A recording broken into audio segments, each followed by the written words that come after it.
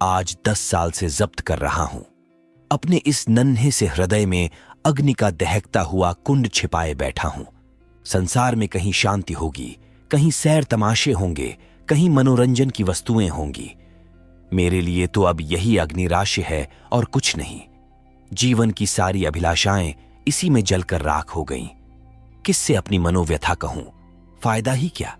जिसके भाग्य में रुदन, अनंत रुदन हो, उसका मर जाना ही अच्छा। मैंने पहली बार तारा को उस वक्त देखा जब मेरी उम्र 10 साल की थी।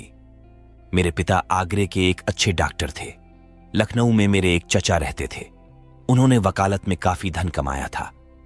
मैं उन दिनों चचा ही के साथ रहता था। चचा के कोई संतान न थी, इसलिए मैं ही उनका वारिस था। चचा और चची दोनों मुझे अपना पुत्र समझते थे। मेरी माता बचपन ही में से धार चुकी थी। मातृ स्नेह का जो कुछ प्रसाद मुझे मिला वह चचीजी ही की भिक्षा थी। वही भिक्षा मेरे उस मातृ प्रेम से वंचित बालपन की सारी विभूति थी। चचा साहब के पड़ोस में हमारी बिरादरी के एक बाबू साहब और रहते थे। वह रेलवे विभाग में किसी अच्छे ओहदे पर थे। 200-250 रुपये पाते थे। नाम था विमल चंद्र। तारा उन्हीं की पुत्री थी। उस वक्त उसकी उम्र 5 साल की होगी।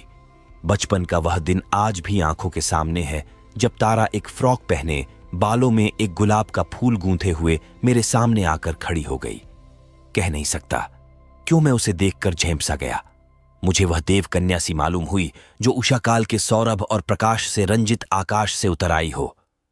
उस दिन से तारा अक्सर मेरे घर आती। उसके घर में खेलने की जगह न थी।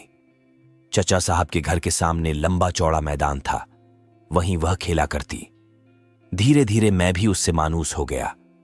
मैं जब स्कूल से लौटता तो तारा दौड़कर मेरे हाथों से किताबों का बस्ता ले लेती। जब मैं स्कूल जाने के लिए गाड़ी पर बैठता तो वह भी आकर मेरे साथ बैठ जाती। एक दिन उसके सामने चची ने चचाजी से कहा, तारा को मैं अपनी बहू बनाऊंगी। क्यों कृष्णा, तू तारा से ब्याह करेगा? मैं मारे शर्म के बाहर भाग गया, लेकिन तारा वहीं खड़ी रही, मानो चची ने उसे मिठाई देने को बुलाया हो। उस दिन से चचा और चची में अक्सर यही चर्चा होती, कभी सलाह के ढंग से, कभी मजाक के ढंग से। उस अवसर पर मैं तो शर्मा कर बाहर भाग जाता था, पर तारा खुश होती थी। दोनों परिवारों में इतना घराव था कि इस संबंध का हो जाना कोई असाधारण बात न थी। तारा के माता पिता को तो इसका पूरा विश्वास था कि तारा से मेरा विवाह होगा। मैं जब उनके घर जाता तो मेरी बड़ी आवभगत होती। तारा की मां उसे मेरे साथ छोड़कर किसी बहाने से टल जाती थीं। किसी को अब इसमें शक न था कि तारा ही मेरी हृदयेश्वरी होगी। एक दिन उस सरला ने मिट्टी का एक घरौंदा बनाया। मेरे मकान के सामने नीम का पेड़ था। उसी की छांव में वह घरौंदा तैयार हुआ। उसमें कई जरा जरा से कमरे थे, कई मिट्टी के बर्तन, एक नन्ही सी चारपाई थी। मैंने जाकर देखा तो तारा घरौंदा बनाने में तन्मय हो रही थी। मुझे देखते ही दौड़कर मेरे पास आई और बोली, कृष्णा, चलो हमारा घर देखो, मैंने अभी बनाया है। घरौंदा देखा तो हंसकर बोला, इसमें कौन रहेगा तारा? तारा ने ऐसा मुंह बनाया मानो यह व्यर्थ का प्रश्न था। बोली, क्यों, हम और तुम कहां रहेंगे? जब हमारा तुम्हारा विवाह हो जाएगा तो हम लोग इसी घर में आकर रहेंगे। वह देखो, तुम्हारी बैठक है, तुम यहीं बैठकर पढ़ोगे। दूसरा कमरा मेरा है, इसमें बैठकर मैं गुड़िया खेलूंगी। मैंने हंसी करके कहा, क्यों, क्या मैं सारी उम्र पढ़ता ही रहूंगा और तुम हमेशा गुड़िया ही खेलती रहोगी? तारा ने मेरी तरफ इस ढंग से देखा जैसे मेरी बात नहीं समझी। पगली जानती थी कि जिंदगी खेलने और हंसने ही के लिए है। यह न जानती थी कि एक दिन हवा का एक झोंका आएगा और इस घरौंदे को उड़ा ले जाएगा और इसी के साथ हम दोनों भी कहीं से कहीं जा उड़ेंगे। इसके बाद मैं पिताजी के पास चला आया और कई साल पढ़ता रहा। लखनऊ की जलवायु मेरे अनुकूल न थी, या पिताजी ने मुझे अपने पास रखने के लिए यह बहाना किया था, मैं निश्चय नहीं कह सकता। इंटरमीडिएट तक मैं आगरे ही में पढ़ा, लेकिन चचा साहब के दर्शनों के लिए बराबर जाता रहता था। हर एक तातील में लखनऊ अवश्य जाता और गर्मियों की छुट्टी तो पूरी लखनऊ ही में कटती थी। एक छुट्टी गुजरते ही दूसरी छुट्टी आने के दिन गिने जाने लगते थे। अगर मुझे एक दिन की भी देर हो जाती तो तारा का पत्र आ पहुंचता। बचपन के उस सरल प्रेम में अब जवानी का उत्साह और उन्माद था। वे प्यारे दिन क्या भूल सकते हैं। वही मधुर स्मृतियां अब इस जीवन का सर्वस्व हैं। हम दोनों रात को सबकी नजरें बचाकर मिलते और हवाई किले बनाते। इससे कोई यह न समझे कि हमारे मन में पाप था, कदापि नहीं। हमारे बीच में एक भी ऐसा शब्द, एक भी ऐसा संकेत न आने पाता जो हम दूसरों के सामने न कर सकते, जो उचित सीमा के बाहर होते। ये केवल वह संकोच था जो इस अवस्था में हुआ करता है। शादी हो जाने के बाद भी तो कुछ दिनों तक स्त्री और पुरुष बड़ों के सामने बातें करते ल जाते हैं। हाँ, जो अंग्रेजी सभ्यता के उपासक हैं, उनकी बात मैं नहीं चलाता। वे तो बड़ों के सामने आलिंगन और चुंबन तक करते हैं। हमारी मुलाकातें दोस्तों की मुलाकातें होती थीं। कभी ताश की बाजी होती, कभी साहित्य की चर्चा, कभी स्वदेश सेवा के मंसूबे बंधते, कभी संसार यात्रा के। क्या कहूं, तारा का हृदय कितना पवित्र था। अब मुझे ज्ञात हुआ कि स्त्री कैसे पुरुष पर नियंत्रण कर सकती है, कुत्सित को कैसे पवित्र बना सकती है। एक दूसरे से बातें करने में, एक दूसरे के सामने बैठे रहने में हमें असीम आनंद होता था। फिर प्रेम की बातों की जरूर वहां होती है, जहां अपने अखंड अनुराग, अपनी अतुल निष्ठा, अपने पूर्ण आत्मसमर्पण का विश्वास दिलाना होता है। हमारा संबंध तो स्थिर हो चुका था, केवल रस्में बाकी थीं। वह मुझे अपना पति समझती थी, मैं उसे अपनी पत्नी समझता था। ठाकुर जी का भोग लगाने के पहले थाल के पदार्थों में कौन हाथ लगा सकता है। हम दोनों में कभी कभी लड़ाई भी होती थी और कई कई दिनों तक बातचीत की नौबत न आती, लेकिन ज्यादती कोई करे, मनाना उसी को पड़ता था। मैं जरा सी बात पर तिनक जाता था। वह हंसमुख थी, बहुत ही सहनशील, लेकिन उसके साथ ही मानिनी भी परले सिरे की। मुझे खिलाकर भी खुद न खाती, मुझे हंसाकर भी खुद न हंसती। इंटरमीडिएट पास होते ही मुझे फौज में एक जगह मिल गई। उस विभाग के अफसरों में पिताजी का बड़ा मान था। मैं सार्जेंट हो गया और सौभाग्य से लखनऊ ही में मेरी नियुक्ति हुई। मुहमांगी मुराद पूरी हुई, मगर विधिवाम कुछ और ही षड्यंत्र रच रहा था। मैं तो इस ख्याल में मगन था कि कुछ दिनों में तारा मेरी होगी। उधर एक दूसरा ही गुल खिल गया। शहर के एक नामी रईस ने चचाजी से मेरे विवाह की बात छेड़ दी और 8,000 रुपये दहेज का वचन दिया। चचाजी के मुंह से लार टपक पड़ी। सोचा, यह आशातीत रकम मिलती है, इसे क्यों छोड़ूं? विमल बाबू की कन्या का विवाह कहीं न कहीं हो ही जाएगा। उन्हें सोचकर जवाब देने का वादा करके विदा किया और विमल बाबू को बुलाकर बोले, आज चौधरी साहब कृष्णा की शादी की बातचीत करने आए थे। आप तो उन्हें जानते होंगे, अच्छे रईस हैं, 8,000 रुपये दे रहे हैं। मैंने कह दिया है, सोचकर जवाब दूंगा। आपकी क्या राय है, ये शादी मंजूर कर लूं? विमल बाबू ने चकित होकर कहा, ये आप क्या फरमाते हैं? कृष्णा की शादी तो तारा से ठीक हो चुकी है ना? चचा साहब ने अनजान बनकर कहा, यह तो मुझे आज मालूम हो रहा है। किसने ठीक की है यह शादी? आपसे तो मुझसे इस विषय में कोई भी बातचीत नहीं हुई। विमल बाबू जरा गर्म होकर बोले, जो बात आज 10-12 साल से सुनता हूं, क्या उसकी तस्दीक भी करनी चाहिए थी? मैं तो इसे तय समझे बैठा हूं। मैं ही क्या, सारा मोहल्ला तय समझ रहा है। चचा साहब ने बदनामी के भय से जरा दबकर कहा, भाई साहब, हक तो यह है कि मैं जब कभी इस संबंध की चर्चा करता था, दिल लगी के तौर पर, लेकिन खैर, मैं आपको निराश नहीं करना चाहता। आप मेरे पुराने मित्र हैं। मैं आपके साथ सब तरह की रियायत करने को तैयार हूं। मुझे 8,000 मिल रहे हैं, आप मुझे 7,000 दीजिए, 6,000 ही दीजिए। विमल बाबू ने उदासीन भाव से कहा, आप मुझसे मजाक कर रहे हैं या सचमुच दहेज मांग रहे हैं, मुझे यकीन नहीं आता। चचा साहब ने माथा सिकोड़कर कहा, इसमें मजाक की तो कोई बात नहीं, मैं आपके सामने चौधरी से बातें कर सकता हूं। विमल बाबू, आपने तो यह नया प्रश्न छेड़ दिया। मुझे तो स्वप्न में भी गुमान न था कि हमारे और आपके बीच में यह प्रश्न खड़ा होगा। ईश्वर ने आपको बहुत कुछ दिया है, 10-5 हजार में आपका कुछ न बनेगा। हां, यह रकम मेरी सामर्थ्य से बाहर है। मैं तो आपसे दया ही की भिक्षा मांग सकता हूं।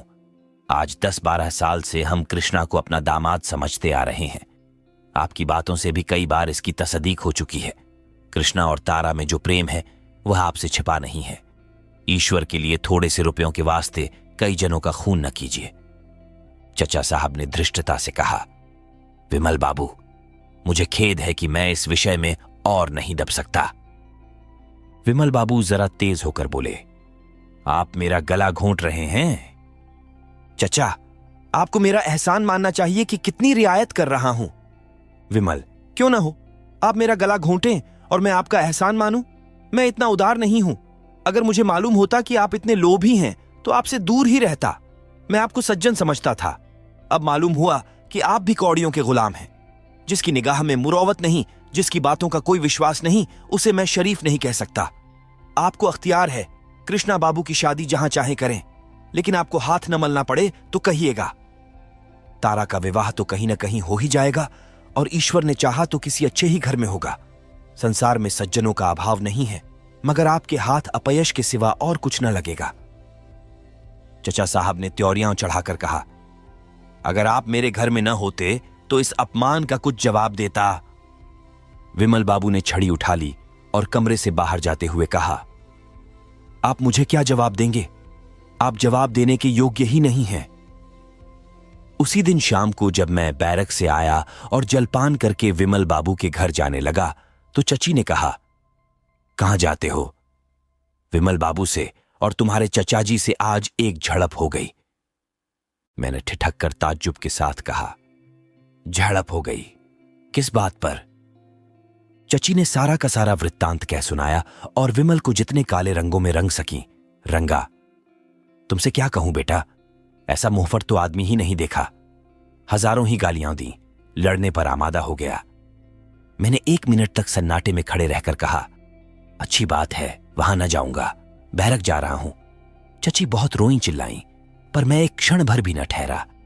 ऐसा जान पड़ता था जैसे कोई मेरे हृदय में भाले भोंक रहा है। घर से बैरक तक पैदल जाने में शायद मुझे 10 मिनट से ज्यादा न लगे होंगे। बार बार जी झुंझलाता था, चचा साहब पर नहीं, विमल बाबू पर भी नहीं, केवल अपने ऊपर। क्यों मुझ में इतनी हिम्मत नहीं है कि जाकर चचा साहब से कह दूं, कोई मुझे लाख रुपये भी दे तो शादी न करूंगा। मैं क्यों इतना इरपोक, इतना तेजहीन, इतना दब्बू हो गया? इसी क्रोध में मैंने पिताजी को एक पत्र लिखा और वह सारा वृत्तांत सुनाने के बाद अंत में लिखा, मैंने निश्चय कर लिया है कि और कहीं शादी न करूंगा, चाहे मुझे आपकी अवज्ञा ही क्यों न करनी पड़े। उस आवेश में न जाने क्या क्या लिख गया, अब याद भी नहीं। इतना ही याद है कि 10-12 पन्ने 10 मिनट में लिख डाले थे। संभव होता तो मैं यही सारी बातें तार से भेजता। 3 दिन मैंने बड़ी व्यग्रता के साथ काटे। उसका केवल अनुमान किया जा सकता है। सोचता, तारा हमें अपने मन में कितना नीच समझ रही होगी। कई बार जी में आया कि चलकर उसके पैरों पर गिर पड़ूं और कहूं, देवी, मेरा अपराध क्षमा करो। चचा साहब के कठोर व्यवहार की परवाह न करो, मैं तुम्हारा था और तुम्हारा हूं। चचा साहब मुझसे बिगड़ जाएं, पिताजी घर से निकाल दें, मुझे किसी की परवाह नहीं है, लेकिन तुम्हें खोकर मेरा जीवन ही खो जाएगा। तीसरे दिन पत्र का जवाब आया। रही सही आशा भी टूट गई। वही जवाब था जिसकी मुझे शंका थी। लिखा था, भाई साहब मेरे पूज्य हैं, उन्होंने जो निश्चय किया है उसके विरुद्ध मैं एक शब्द भी मुंह से नहीं निकाल सकता, और तुम्हारे लिए भी यही उचित है कि उन्हें नाराज न करो। मैंने उस पत्र को फाड़कर पैरों से कुचल दिया और उसी वक्त विमल बाबू के घर की तरफ चला। उस वक्त अगर कोई मेरा रास्ता रोक लेता, मुझे धमकाता कि उधर मत जाओ, तो मैं विमल बाबू के पास जाकर ही दम लेता और आज मेरा जीवन कुछ और ही होता। पर वहां मना करने वाला कौन बैठा था? कुछ दूर चलकर हिम्मत हार बैठा, लौट पड़ा। कह नहीं सकता। क्या सोचकर लौटा? चचा साहब की अप्रसन्नता का मुझे रत्ती भर भी भय न था। उनकी अब मेरे दिल में जरा भी इज्जत न थी। मैं उनकी सारी संपत्ति को ठुकरा देने को तैयार था। पिताजी के नाराज हो जाने का भी डर न था। संकोच केवल यह था, कौन मुंह लेकर जाऊं? आखिर मैं उन्हीं चचा का भतीजा तो हूं। विमल बाबू मुझसे मुखातिब न हुए या जाते ही जाते दुत्कार दिया, तो मेरे लिए डूब मरने के सिवा और क्या रह जाएगा? सबसे बड़ी शंका यह थी कि कहीं तारा ही मेरा तिरस्कार कर बैठे तो मेरी क्या गति होगी। हाय आंधे तारा, निष्ठुर तारा, अबोधा तारा, अगर तूने उस वक्त 2 शब्द लिखकर मुझे तसल्ली दे दी होती तो आज मेरा जीवन कितना सुखमय होता। तेरे मौन ने मुझे मटिया मेट कर दिया, सदा के लिए, सदा के लिए। 3 दिन फिर मैंने अंगारों पर लौट लौट कर काटे। ठान लिया था कि अब किसी से न मिलूंगा। सारा संसार मुझे अपना शत्रु सा दिखता था। तारा पर भी क्रोध आता था। चचा साहब की तो सूरत से मुझे घृणा हो गई थी। मगर तीसरे दिन शाम को चचा जी का रुक्का पहुंचा, मुझसे आकर मिल जाओ। जी मैं तो आया, लिख दूं, मेरा आपसे कोई संबंध नहीं, आप समझ लीजिए मैं मर गया। मगर फिर उनके स्नेह और उपकारों की याद आ गई। खरी खरी सुनाने का भी अच्छा अवसर मिल रहा था। हृदय में युद्ध का नशा और जोश भरे हुए मैं चचा जी की सेवा में पहुंच गया। चचा जी ने मुझे सिर से पैर तक देखकर कहा, क्या आजकल तुम्हारी तबीयत अच्छी नहीं है? आज राय साहब सीताराम तशरीफ लाए थे, तुमसे कुछ बातें करना चाहते हैं। कल सवेरे मौका मिले तो चले आना, या तुम्हें लौटने की जल्दी ना हो तो मैं इसी वक्त बुला भेजूं। मैं समझ तो गया कि यह राय साहब कौन है, लेकिन अनजान बनकर बोला, यह राय साहब कौन है? मेरा तो उनसे परिचय नहीं है। चचा जी ने लापरवाही से कहा, अजी ये वही महाशय हैं जो तुम्हारे ब्याह के लिए घेरे हुए हैं। शहर के रईस और कुलीन आदमी हैं। लड़की भी बहुत अच्छी है, कम से कम तारा से कई गुनी अच्छी। मैंने हां कर लिया। है, तुम्हें भी जो बातें पूछनी हो उनसे पूछ लो। मैंने आवेश के उमड़ते हुए तूफान को रोककर कहा, आपने नाहक हां की, मैं अपना विवाह नहीं करना चाहता। चचा जी ने मेरी तरफ आंखें फाड़कर कहा, क्यों? मैंने उसी निर्भीकता से जवाब दिया, इसीलिए कि मैं इस विषय में स्वाधीन रहना चाहता हूं। चचा साहब ने जरा नर्म होकर कहा, मैं अपनी बात दे चुका हूं, क्या तुम्हें इसका कुछ ख्याल नहीं है? मैंने उद्दंडता से जवाब दिया, जो बात पैसों पर बिकती है उसके लिए मैं अपनी जिंदगी नहीं खराब कर सकता। चचा साहब ने गंभीर भाव से कहा, यह तुम्हारा आखिरी फैसला है? जी हां, आखिरी। पछताना पड़ेगा। आप इसकी चिंता ना करें, आपको कष्ट देने ना आऊंगा। अच्छी बात है। यह कहकर वह उठे और अंदर चले गए। मैं कमरे से निकला और बैरक की तरफ चला। सारी पृथ्वी चक्कर खा रही थी, आसमान नाच रहा था और मेरी देह हवा में उड़ी जाती थी। मालूम होता था पैरों के नीचे की जमीन है ही नहीं। बैरक में पहुंचकर मैं पलंग पर लेट गया और फूट फूट कर रोने लगा। माँ बाप, चाचा चाची, धन दौलत सब कुछ होते हुए भी मैं अनाथ था। उफ, कितना निर्दय आघात था। सवेरे हमारे रेजिमेंट को देहरादून जाने का हुक्म हुआ। मुझे आंखें सी मिल गईं। अब लखनऊ काटे खाता था। उसके गली कूचों तक से घृणा हो गई थी। एक बार जी में आया चलकर तारा से मिल लूं, मगर फिर वही शंका हुई, कहीं वह मुखातिब न हुई तो? विमल बाबू इस दशा में भी मुझसे उतना ही स्नेह दिखाएंगे जितना अब तक दिखाते आए हैं, इसका मैं निश्चय न कर सका। पहले मैं एक धानी परिवार का दीपक था, अब एक अनाथ युवक जिसे मजूरी के सिवा और कोई अवलंब नहीं था। देहरादून में अगर कुछ दिन मैं शांति से रहता तो संभव था मेरा आहत हृदय संभल जाता और मैं विमल बाबू को मना लेता। लेकिन वहां पहुंचे, एक सप्ताह भी न हुआ था कि मुझे तारा का पत्र मिल गया। पते को देखकर मेरे हाथ कांपने लगे, समस्त देह में कंपन सा होने लगा। शायद शेर को सामने देखकर मैं इतना भयभीत न होता। हिम्मत ही न पड़ती थी कि उसे खोलूं। वही लिखावट थी, वही मोतियों की लड़ी, जिसे देखकर मेरे लोचन तृप्त से हो जाते थे, जिसे चूमता था और हृदय से लगाता था। वही काले अक्षर आज नागिनों से भी ज्यादा डरावने मालूम होते थे। अनुमान कर रहा था कि उसने क्या लिखा होगा, पर अनुमान की दूर तक दौड़ भी पत्र के विषय तक न पहुंच सकी। आखिर एक बार कलेजा मजबूत करके मैंने पत्र खोल डाला। देखते ही आंखों में अंधेरा छा गया। मालूम हुआ किसी ने शीशा पिघलाकर पिला दिया। तारा का विवाह तय हो गया था। शादी होने में कुल 24 घंटे बाकी थे। उसने मुझसे अपनी भूलों के लिए क्षमा मांगी थी और विनती की थी कि मुझे भुला मत देना। पत्र का अंतिम वाक्य पढ़कर मेरी आंखों से आंसुओं की झड़ी लग गई। लिखा था, यह अंतिम प्यार लो। अब आज से मेरे और तुम्हारे बीच में केवल मैत्री का नाता है, मगर कुछ और समझूं तो वह अपने पति के साथ अन्याय होगा, जिसे शायद तुम सबसे ज्यादा नापसंद करोगे। बस इससे अधिक और न लिखूंगी। बहुत अच्छा हुआ कि तुम यहां से चले गए। तुम यहां रहते तो तुम्हें भी दुख होता और मुझे भी, मगर प्यारे, अपनी इस अभागिनी तारा को भूल न जाना। तुमसे यही अंतिम निवेदन है। मैं पत्र को हाथ में लिए लेट गया। मालूम होता था छाती फट जाएगी। भगवान, अब क्या करूं? जब तक मैं लखनऊ पहुंचूंगा बारात द्वार पर आ चुकी होगी, यह निश्चय था। लेकिन तारा के अंतिम दर्शन करने की, प्रबल इच्छा को मैं किसी तरह न रोक सकता था। वही अब जीवन की अंतिम लालसा थी। मैंने जाकर कमांडिंग ऑफिसर से कहा, मुझे एक बड़े जरूरी काम से लखनऊ जाना है, 3 दिन की छुट्टी चाहता हूं। साहब ने कहा, अभी छुट्टी नहीं मिल सकती, मेरा जाना जरूरी है, तुम नहीं जा सकते। मैं किसी तरह नहीं रुक सकता, तुम किसी तरह नहीं जा सकते। मैंने और अधिक आग्रह न किया, वहां से चला आया। रात की गाड़ी से लखनऊ जाने का निश्चय कर लिया। कोर्ट मार्शल का अब मुझे जरा भी डर न था। जब मैं लखनऊ पहुंचा तो शाम हो गई थी। कुछ देर तक मैं प्लेटफॉर्म से दूर खड़ा खूब अंधेरा हो जाने का इंतजार करता रहा। तब अपनी किस्मत के नाटक का सबसे भीषण कांड देखने चला। बारात द्वार पर आ गई थी। गैस की रोशनी हो रही थी। बाराती लोग जमा थे। हमारे मकान की छत तारा की छत से मिली हुई थी। रास्ता मर्दाने कमरे की बगल से था। चचा साहब शायद कहीं सैर करने गए हुए थे। नौकर चाकर सब बारात की बाहर देख रहे थे। मैं चुपके से जीने पर चढ़ा और छत पर जा पहुंचा। वहां उस वक्त बिल्कुल सन्नाटा था। उसे देखकर मेरा दिल भर आया। हाय, यही वह स्थान है जहां हमने प्रेम के आनंद उठाए थे। यहीं मैं तारा के साथ बैठकर जिंदगी के मंसूबे बांधता था। यही स्थान मेरी आशाओं का स्वर्ग और मेरे जीवन का तीर्थ था। इस जमीन का एक एक अणु मेरे लिए मधुर स्मृतियों से पवित्र था।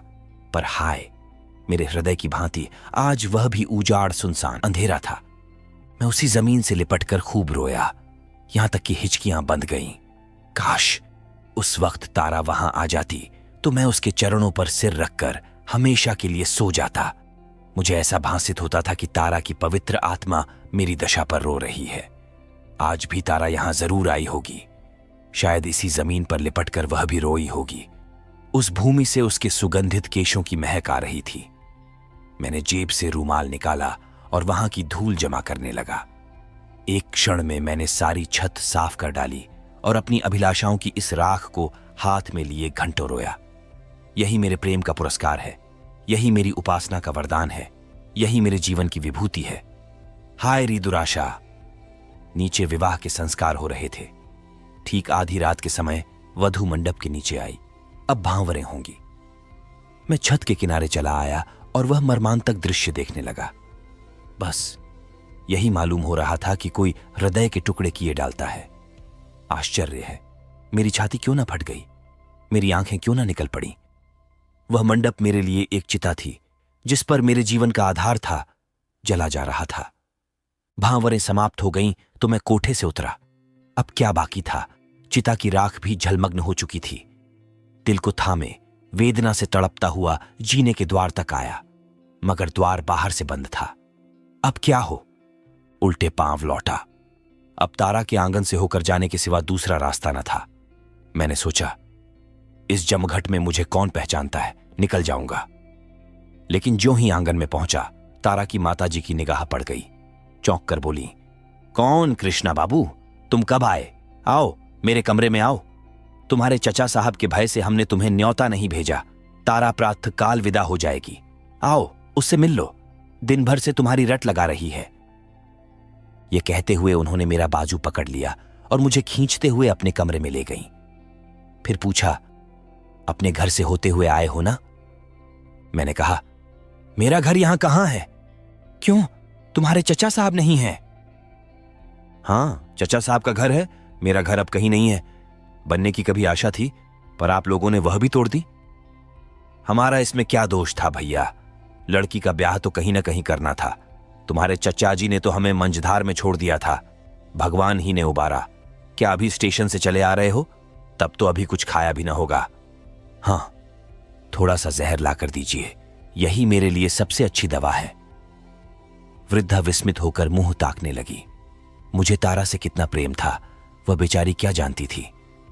मैंने उसी विरक्ति के साथ फिर कहा, जब आप लोगों ने मुझे मार डालने ही का निश्चय कर लिया तो अब देर क्यों करती है? आप मेरे साथ ये दगा करेंगी ये मैं न समझता था। खैर, जो हुआ अच्छा ही हुआ। चचा और बाप की आंखों से गिरकर मैं शायद आपकी आंखों में भी न झंझता।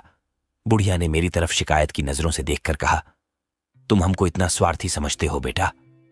मैंने जले हुए हृदय से कहा, अब तक तो न समझता था, लेकिन परिस्थिति ने ऐसा समझने को मजबूर किया। मेरे खून का प्यासा दुश्मन भी मेरे ऊपर इससे घातक वार न कर सकता। मेरा खून आप ही की गर्दन पर होगा। तुम्हारे चचा जी ने ही तो इनकार कर दिया। आप लोगों ने मुझसे भी कुछ पूछा, मुझसे भी कुछ कहा, मुझे भी कुछ कहने का अवसर दिया। आपने तो ऐसी निगाहें फेरी जैसे आप दिल से यही चाहती थीं। मगर अब आपसे शिकायत क्यों करूं? तारा खुश रहे, मेरे लिए यही बहुत है। तो बेटा, तुमने भी तो कुछ नहीं लिखा। अगर तुम एक पुर्जा भी लिख देते तो हमें तस्कीन हो जाती। हमें क्या मालूम था कि तुम तारा को इतना प्यार करते हो। हमसे जरूर भूल हुई, मगर उससे बड़ी भूल तुमसे हुई। अब मुझे मालूम हुआ कि तारा क्यों बराबर डाकिये को पूछती रहती थी। अभी कल वह दिन भर डाकिये की राह देखती रही। जब तुम्हारा कोई खत नहीं आया तब वह निराश हो गई। बुला दूं उसे? मिलना चाहते हो?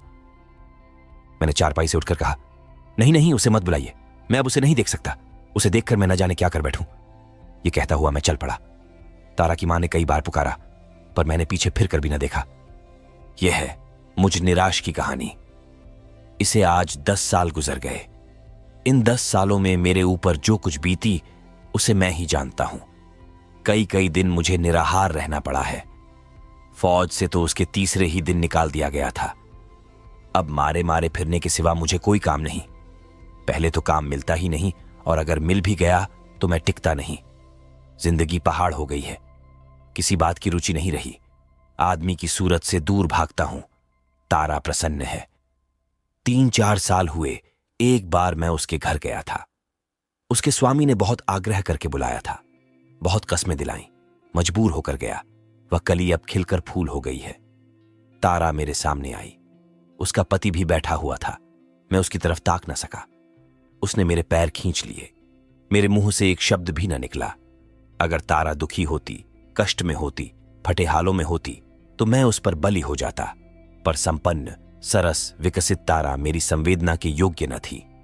मैं इस कुटिल विचार को न रोक सका। कितनी निष्ठुरता, कितनी बेवफाई। शाम को मैं उदास बैठा वहां जाने पर पछता रहा था कि तारा का पति आकर मेरे पास बैठ गया और मुस्कुराकर बोला, बाबूजी, मुझे यह सुनकर खेद हुआ कि तारा से मेरे विवाह हो जाने का आपको बड़ा सदमा हुआ। तारा जैसी रमणी शायद देवताओं को भी स्वार्थी बना देती। लेकिन मैं आपसे सच कहता हूं, अगर मैं जानता कि आपको उससे इतना प्रेम है तो मैं हरगिज आपकी राह का कांटा न बनता।